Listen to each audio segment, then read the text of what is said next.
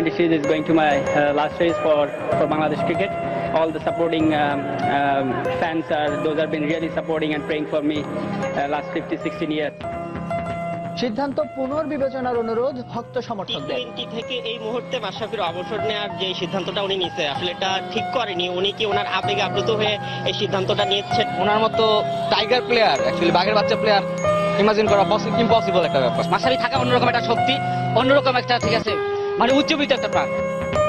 This T20 series is going to my last race for Bangladesh cricket. ম্যাচের আগে ম্যাচের এমন ঘোষণা একরকম বিনা মেঘে বজ্রপাতের মতো ছিল টাইগার সমর্থকদের কাছে। ব্যাপারটি কলম্বোর আকাশও মানতে পারেনি। বৃষ্টির কান্নায় তাই খেলা বন্ধ থাকলো 40 minute.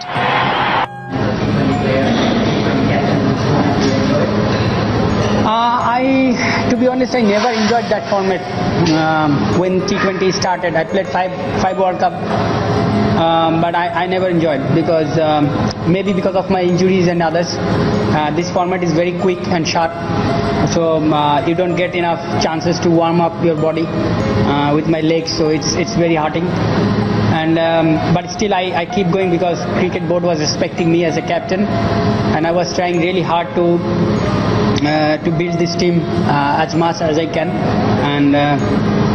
and I don't know how much I did, but it was really pleasure to become as a captain for T20, playing for Bangladesh and playing with some beautiful lads. It was really pleasure. Any more discussion? ছাপিয়ে গেল আপনার সিদ্ধান্ত। আপনি এই আজকে যে অবসর সিদ্ধান্তটা দিলেন, আপনার চিন্তা না, এটা একটাই চিন্তা যে ছেড়ে দিব, এটাই চিন্তা ছিল মাথায়। হয়তো বা আচমকা ডিসিশন নিয়েছি, এটা ঠিক। এর পেছনে ধরেন অত বিরাট কিছু আমি চিন্তা করিনি। যদি বলেন যে কেন, আমি বলবো যে এত বেশি চিন্তা করিনি, জাস্ট মনে হয়েছে যে আমি আর T20 খেলতে চাই না, এটাই।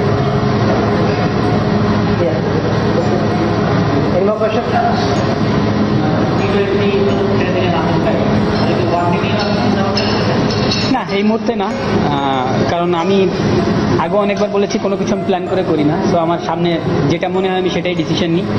অবভিয়াসলি এই ডিসিশনটা অনেক কঠিন, কারণ এটার সাথে পরিবার জড়িত থাকে, বন্ধু বান্ধব থাকে, টিমমেটস থাকে, অবভিয়াসলি আপনারা আছেন, তারপর আরও অনেকেই আছে।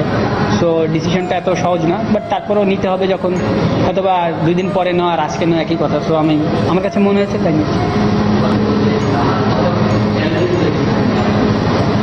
যেটা আগেও বললাম যে আপনি বাংলাদেশের হয়ে খেলছেন, যে কোনো ফরম্যাটই হোক, আপনি যখন আপনার চিন্তা করবেন আপনি জার্সি উঠিয়ে রাখবেন, এটা অলওয়েজ ডিফিকাল্ট ডিসিশন নেওয়া। বাট তারপরেও আমার কাছে মনে হয়েছে, যেটা আমি বললাম আগেই, যখন একটু পিছিয়ে তাকাই আমি দেখলাম যে রুবেল হোসেন এখন T20 স্কোয়াডে নাই।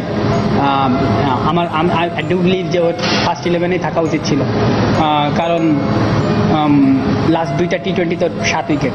তো সিম্পলি ও আমার কারণে থাকতে পারিনি, কারণ আমি ক্যাপ্টেন, হয়তো বা আমি আজকে যদি ক্যাপ্টেন না থাকতাম ও খেলতে পারতাম, এবং আমার থেকে ওর পারফরমেন্স যেহেতু ভালো, সো আমি মনে করি ওর খেলা উচিত।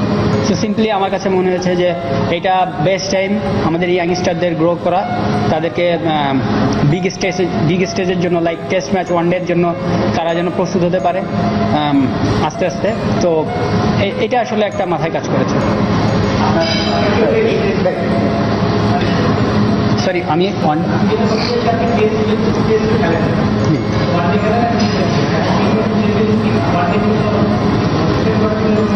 না, আমি আগে বললাম আমি এত চিন্তা করে কিছু কাজ করি না। আমি ওয়ানডে স্টিল এনজয়। আমি আগেও বললাম T20 আমি কখনোই এনজয় করিনি আমার ক্যারিয়ারের, কখনোই। কিন্তু ক্রিকেট বোর্ড যখন আমাকে ক্যাপ্টেন করেছিল, তখন আমার ইচ্ছা ছিল একটা জিনিস, যে টিমটাকে বিল্ড করার। সেটা আগেও বলেছি, সেটা যতটুকু পেরেছি আমি জানি না, but it was really honour to play বাংলাদেশের হয়ে। বাংলাদেশের T20-র একজন ক্যাপ্টেন ছিলাম, হয়তো বা লাস্ট ম্যাচে যদি আল্লাহ বাচ্চা রেখে ইনশাল্লাহ করবো। সো এটার পরে আমার পাওয়ার আর কিছুই নাই। সো আমি মনে করি যে আমি আসলে কোনো কিছু আলাদা করে কনসেন্ট্রেশন করার জন্য না। কিছু নতুন প্লেয়ার আসছে, যেমন আজকে দেখলেন সাইফুদ্দিন, এরা আরও ফ্রিডম নিয়ে খেলতে পারবে একটা জায়গা ফাঁকা হলে। সো আমার কাছে মনে হয় যে সামনে আবার ওয়ার্ল্ড কাপ আছে T20, সো তারা এখন থেকে প্রস্তুত হতে পারবে খুব ভালোভাবে। অ্যাটলিস্ট 2-2.5 বছর সময় পাবে তারা, তাদের কিভাবে প্রোগ্রেস করবে তাদের খেলাটাকে, সো তারা আরও সময় পাবে। দেখেন, আমি এখনো জানি না কে হবে, বাট যেই হোক, মাই বেস্ট উইসেস তার সাথে থাকবে। আমার দোয়া থাকবে অবশ্যই, আমার পরিবারের দোয়া থাকবে পুরো টিমের প্রতি এবং তার প্রতি অবশ্যই।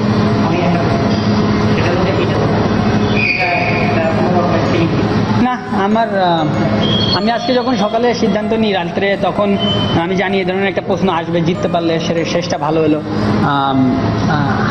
হেরে গেলে হয়তো বা শেষটা উনি মানে হেরে শেষ হলো। কিন্তু সত্যিকার অর্থে আমার কাছে যখন এই প্রশ্নটা আসছিল, তখন আমার কাছে মনে হচ্ছিল যে still I am playing for Bangladesh. আমি বাংলাদেশের জন্য মাঠে নামছি, একটা ম্যাচ জিতলে সেটা বাংলাদেশই জিতবে। এখানে মাশরাফির থেকে দেশ অনেক বড়, সো আমার কাছে মনে হয় না এই ম্যাচটা হেরেছি, বাংলাদেশ হেরেছে। সো এর থেকে বড় কিছু আর নেই।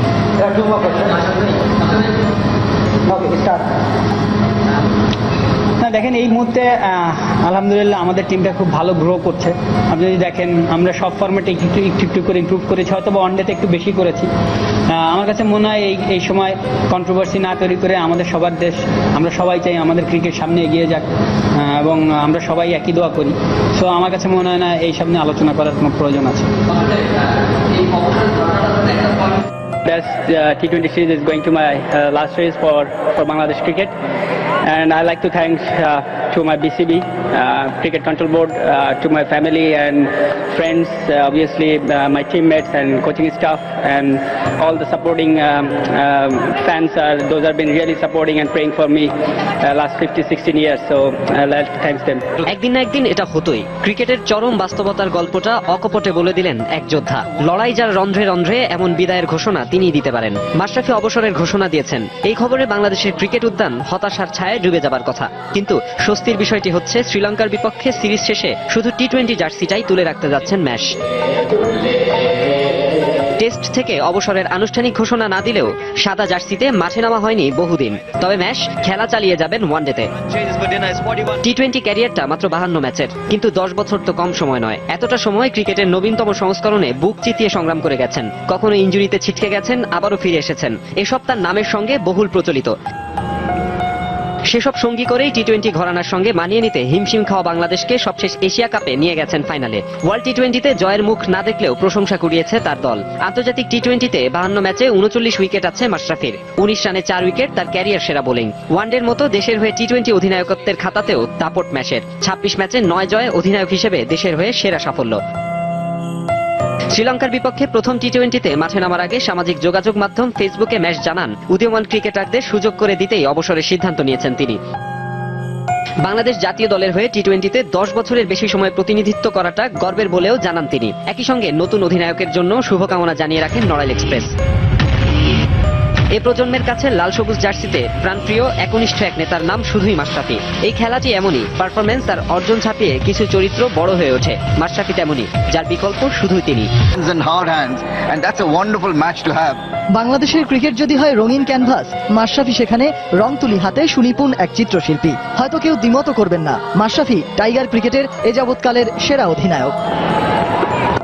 ক্যারিয়ারের পুরোটা সময় জুড়েই সংগ্রাম করেছেন, তাই তো ক্রিকেট পাগল জাতির কাছে তিনি শুধু ক্রিকেটার কিংবা অধিনায়কই নন, একজন যোদ্ধাও। ক্রিকেটের সবচেয়ে সংক্ষিপ্ত ফরম্যাট থেকে অবসরের সিদ্ধান্তে টাইগার ভক্তদের হৃদয়ে তাই রক্তক্ষরণ তো হবেই। মাশরাফির মতো ক্যাপ্টেন বাংলাদেশ খুব কমই পাইছে আর কমই পাবে, কারণ ওনার মতো টাইগার প্লেয়ার, অ্যাকচুয়ালি বাঘের বাচ্চা প্লেয়ার ইমাজিন করা ইম্পসিবল একটা ব্যাপার। মাশরাফিকে যদি আমরা একটু সাইডে রাখতে যাই, অবশ্যই এখন একটা বাংলাদেশকে সাইডে রাখা হবে। বাংলাদেশ ক্রিকেট টিম আসলে আমার মতে মাশরাফি ছাড়া ইনকমপ্লিট। ওকে ছাড়া তো ভাবেই যায় না বাংলাদেশের ক্রিকেট টিম। মাশরাফি একমাত্র প্লেয়ার, একমাত্র মানুষ যাকে কোনো কিছু না ভেবেই ফেসবুকে লাভ রিঅ্যাক্ট দেওয়া যায়। হঠাৎ করেই কেন এমন সিদ্ধান্ত?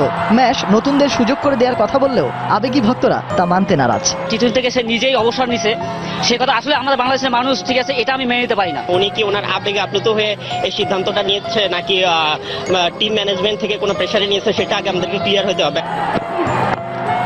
বিশ্ব ক্রিকেটের মঞ্চে অনেক দূরে এগিয়েছে টাইগাররা, হয়তো আরো এগিয়ে যাবে, কিন্তু যারা পথিকৃৎ তারা সবসময় থাকবেন আদর্শ হয়ে। সামাজিক যোগাযোগ মাধ্যমেও মাশরাফির টি-20 থেকে অবসরের স্ট্যাটাসে টাইগার ভক্তদের